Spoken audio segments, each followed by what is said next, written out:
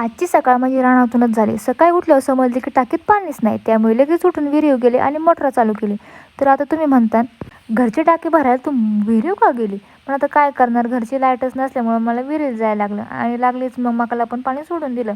आणि घरी आल्यावर मग दुपारी माझी शेगडी आली होती, ऑनलाईनच मागवली होती.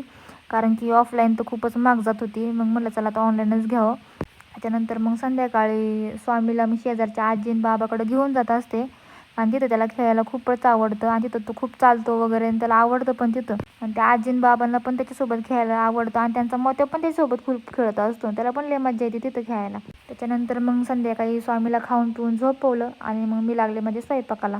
डाळ भाताचा कुकर मी आधीच लावून ठेवला होता आणि मग नंतर मग लगेच त्यात कुकर थंड झालं मग लगेच भाजी वगैरे करून घेतली. आणि मी रोजच संध्याकाळचा स्वयंपाक लवकरच करत असते कारण की नंतर खूप थंडी वाजते. इकडं खूपच थंडी रानात राहत असल्यामुळे मग पटकन स्वयंपाक वगैरे उरकून घेतला आणि जेवण वगैरे करून घेतलं कारण की आम्ही रोज संध्याकाळचं शेकायला जातो. मग पटकन उरकून मग आम्ही शेकायला वगैरे पण गेलो आणि रोजच इथं गप्पा वगैरे छान मस्त वाटतो रोजच सगळ्यांसोबत गप्पा मारायला.